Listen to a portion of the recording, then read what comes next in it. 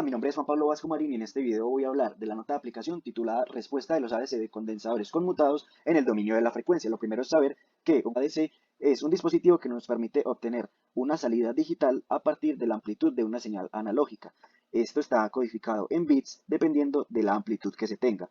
Hay diferentes tipos, los Flash ADC, los SAR ADC y los Delta Sigma. En general, estos dispositivos deben de tener un circuito de muestreo y retención que implementa diferentes tecnologías circuitales. Una de ellas es la relacionada a los ADC de capacitores conmutados, correspondiente al AD9236. El circuito de muestreo y retención que nos muestran en este artículo es esta parte de acá. No nos están mostrando nada relacionado a la salida. Posee switches de entrada controlados por una señal de reloj, son transistores, un capacitor de entrada de muestreo que conserva la señal un tiempo, switches de muestreo y un amplificador. Hay que destacar que se tiene un circuito de protección visto en clase, que es el correspondiente a descargas electrostáticas. Entonces, cuando está en modo on, la señal se conduce. Cuando está en modo off, se aísla de esta parte de la entrada y se retiene la información en este capacitor. Muy bien, ¿qué problemas tiene este circuito? Está relacionado a las diferencias de impedancia entre los diferentes modos, el de conducción y el de retención.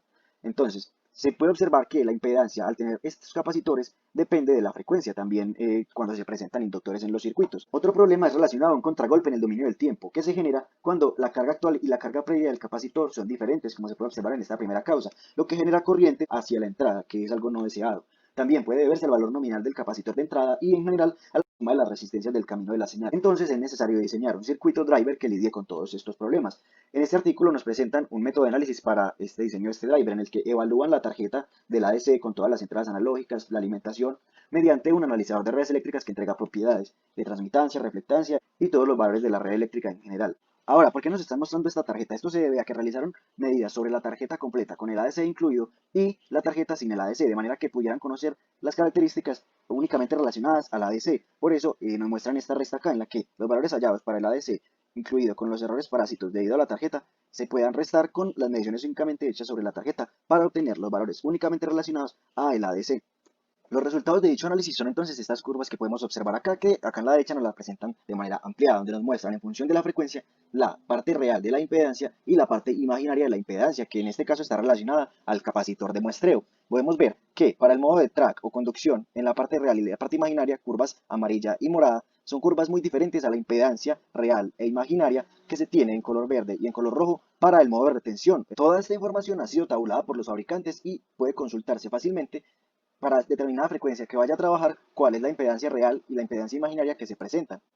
Vamos a ver entonces el ejemplo que nos presentan en esta nota de aplicación para interiorizar esta información. Nos presentan un problema de acople de impedancia donde la frecuencia de la señal analógica de entrada es de 10 MHz. Este es el circuito donde nos muestran que para esta frecuencia la impedancia real es de 160 ohmios y la impedancia compleja corresponde a la presencia de un capacitor de 4.3 picofaradios. Para tener un correcto acople de impedancias, lo que nos muestran en este artículo es que lo deseable es llevar a que toda la impedancia en general sea únicamente real, eliminando la parte compleja. Entonces, lo primero que hacen es realizar el paralelo entre estos dos, el resultado se hace en paralelo con esta resistencia, el resultado con el paralelo de este capacitor, y hasta acá ya se tiene cuál es toda la impedancia de entrada. Acá la podemos observar, parte real, parte compleja, negativa. Entonces, lo que se hace es diseñar el circuito driver que lidia con este problema de impedancia, agregando un inductor que compense la parte compleja negativa, debido a que los inductores, la parte compleja es positiva. Entonces, para esta frecuencia, se encuentra que según esta impedancia deseada, se debe agregar un inductor de este valor, que aproximándolo a 2 lo están dividiendo entre 2 y lo están ubicando uno arriba y uno abajo.